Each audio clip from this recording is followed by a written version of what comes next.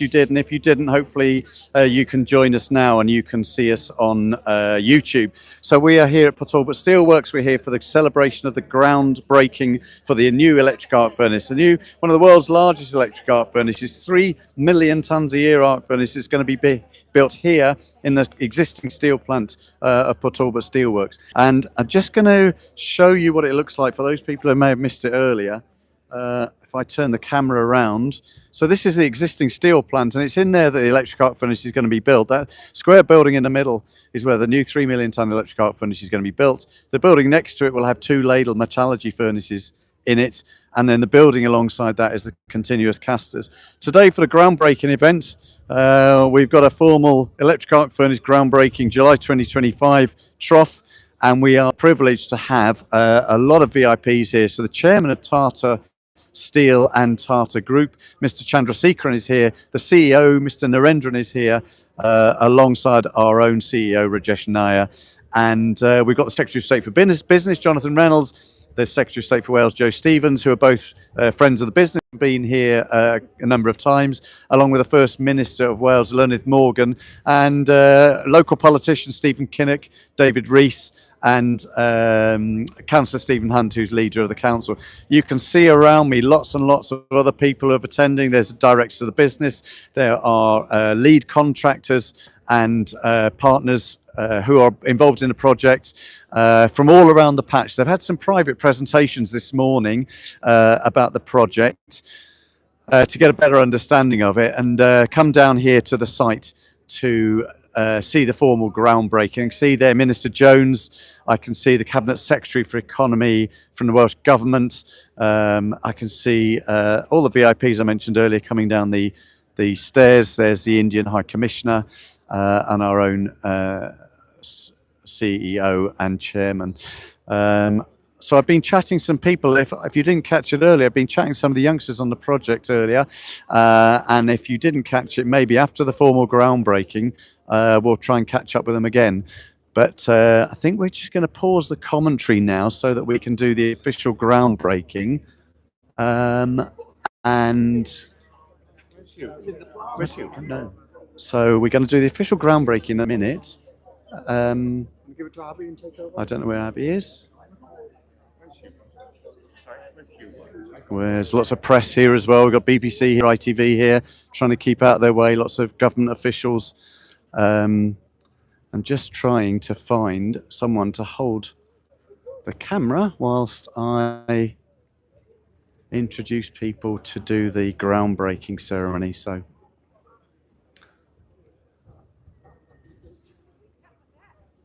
the plan is to get some photos of Mr. Chandrasekharan and Jonathan Reynolds there. They'll have the first photo as I guess the people have put the money into the project. So clearly 750 million from Tata Group, 500 million from the UK government. It's a hell of a commitment, and will ensure the future of steelmaking in the UK. So, quite right that they are the ones who officially break ground, and we can start the project in earnest. Lots of preparatory work's been going on, of course, in terms of drainage, ground clearance, that sort of stuff. But planning permission was given in February, and with some pre-commencement conditions which have now been discharged, and so we're ready to go pretty much straight away. Actually, you can see in the background there's a crane that's been used to lift those water tanks into place. That happened only this morning, so we had the press here this morning we had the press here at 5 o'clock this morning, get ready for a 6 o'clock broadcast, and it was about that time they were lifting the water tanks in place. Jonathan Reynolds, Mr. Chandrasekharan, I think are likely to have a spade in a minute. Let's just pause there.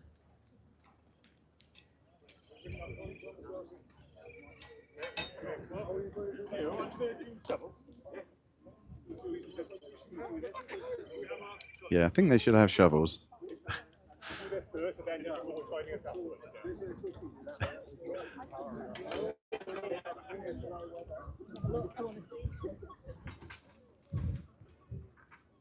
So hopefully for those of you joining us around the world, you'll see this is I guess this marks the moment, the official groundbreaking ceremony. We'll have some other people joining in as we go through, but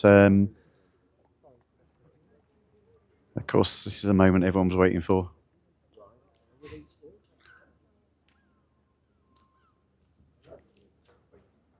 Okay, if you both stay here, please, for a moment.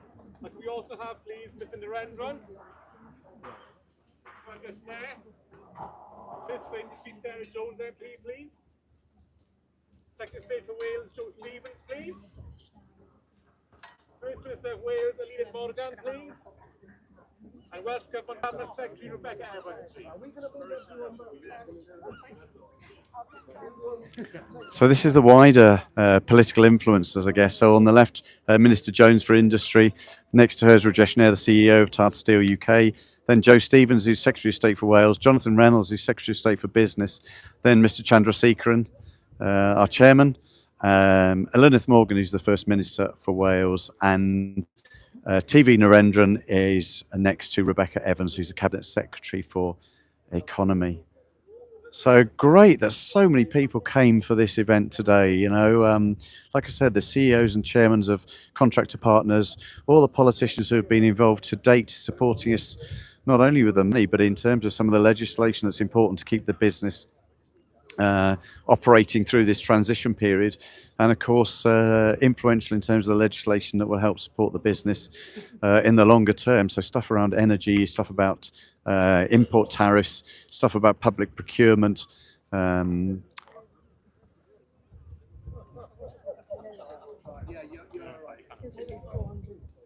can see the level of interest here. It's actually quite impressive. I'm going to try and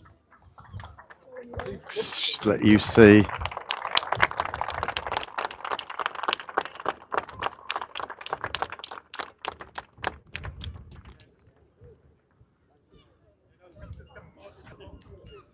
I think we've got a wider group of politicians now joining us. So local MP Stephen Kinnock, I think, will be here. David Rees, leader of the council. I think some of the trade union colleagues are going to be joining us. It does feel a bit like a wedding, and friends of the bride, friends of the groom coming up.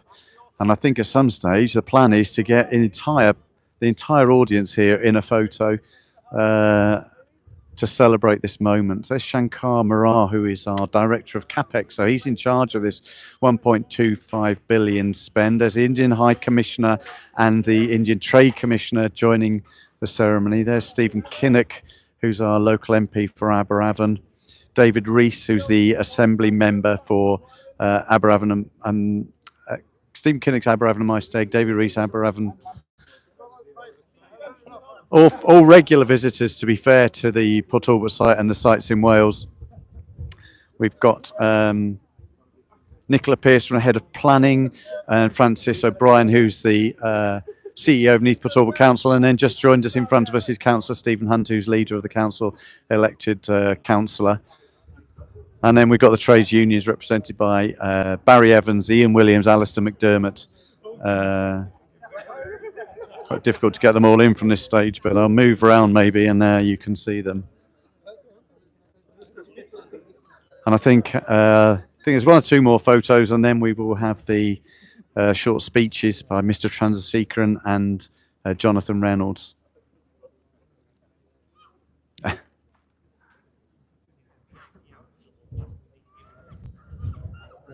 Nice to do it on a lovely day here, but in front of the site of the electric arc furnace, where pretty much all of the money, but the vast majority of the money, the 1.25 billion, is going to be spent in that building just behind them there. Of course, there's about 200 million in a pickle line, which is actually a bit further behind those buildings over there. It's a big piece of investment, and usually on its own, you know, that would be a significant investment, but often falls off the radar when you're talking about the electric arc furnace, which of course is the transformational technology that will lead to a reduction in emissions of 90% on site. So about 5 million tonnes of CO2 a year less CO2 once the electric arc furnace is up and running. Important to us, important to the local community, important to the climate, you know, and as a socially responsible organisation, Tata Steel and Tata Group have set a target of being net zero by 2045. And this is one of the major projects on the way to that.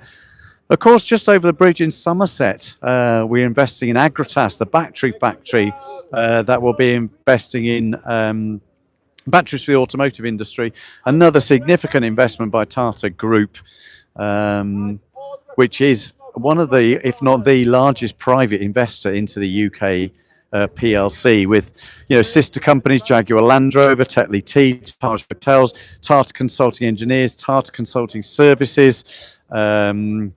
It's a huge variety of businesses in the UK that are Tata businesses, and what a investment they are making into UK PLC. Here we are seeing a lot of the contractor leads joining the senior VIPs. So, some of these I can point out on the left from Sir Robert McAlpine is Paul Bird, who's sort of on-site contract lead. Hector McAlpine, I was actually talking to him earlier. His grandfather was involved in the original construction of the site way back in the 1950s, I think it was. So we've got the CEO from Tenova who are supplying the electric arc furnace. I know we've got the guys from Klasim who are supplying the pickle line. We've got people from ABB, the electrical infrastructure, and we've also got members of local contractors who are so important in supporting the work, preparatory work, and over the next few years in terms of lots of the construction activity that's going to take place all across the site. It's going to be an unbelievable place. It's going to be very, very busy. I think there's maybe 1,000 contractors at any one time can be on site supporting with this construction project when it actually finally gets going from tomorrow. So these are really, really important people and their teams that work for them. And talking to some earlier, they were totally committed, and I think everybody. No, We kindly go up front, please. Yeah. So I think the plan is now everybody goes in this picture now. Do you want to all get behind the thing? Yeah, everybody. I think everyone's going in this picture now. Look at some of the organisers here. Wave and smile. You're live eventually. I think. Oh well, the plan was that everybody was going to be in it, but we got lots of shy people, obviously. So everybody. There we are. You're all in. You're all in. There we are.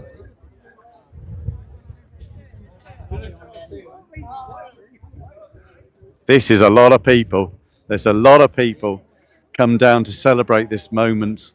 Fantastic. People from within the company, outside the company, contractor partners, press, politicians, people from the community. It is actually extremely heartwarming to see so many people who are involved in this project at this stage, who want to be part of it, who want to mark this moment here where work finally starts. It's that's fantastic. Clearly not enough spades for everybody, but what a great sight to see so many people here today. Lots of the organisers in the background standing off. The press capturing the moment.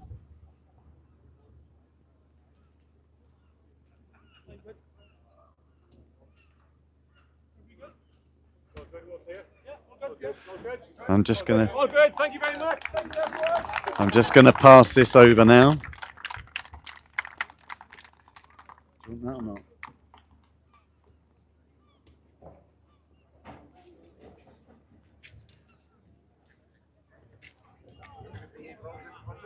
Okay, thanks very much everybody for taking part in the photograph. If we could all just clear away, but gather round still, because we are now going to do a couple of short speeches from a couple of key participants in this project. In fact, two of the people representing the organisations that have funded this project. And so if you'd like to just move away from the ceremonial plinth, for want of a better word. So we've got a lectern here. So thanks very much for joining us. I'm not going to take too much of your time today. We're going to have a couple of short speeches. Very honoured today to have our chairman, Tata Steel chairman, Mr. Chandrasekhar, and we are so honoured to have you here, sir. It's a great privilege. and we're very grateful for everything you're doing for Tata Steel in the UK and how well you're supporting it.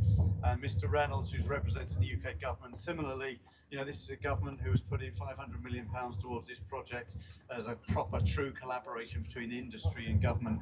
And I think we'll all be extremely pleased to have that, and for the ongoing support with lots of policy framework around it. Without further ado, Mr. Chandrasekharan, could I ask you just to say a few words to the gathered masses? Thank you. Good afternoon, all of you. All I want to say is that this is a very, very important milestone for Port Albert. Frankly, if I have to say, this site has gone through several ups and downs, and a lot of downs probably over the last decade. And this transformation is a historic moment. And I'm so glad that when we proposed this project, and then finally the UK government, His Majesty's government, approved our proposal, and all the unions and the local management, everyone came together to embark on this journey. And since then, I'm so glad to see that we are just moving along as per the original plan. Many people, many naysayers probably thought that this day will not come, and that's why it's very important. And we got a job in hand, we got to execute. The Tata Group is super committed to this project. That's why I definitely wanted to be here today to show my personal and the Tata Group's commitment. And I'm pretty sure that we will get this project done on time and commission it by end 2027. And I want to thank all of you, the Welsh government, His Majesty's government, the union, the local community, all of us are in it together. It's one single team to make this happen. And I hope we will do such a good job that it will revive the economy here. And hopefully there will be many things that can follow. Thank you all very much once again.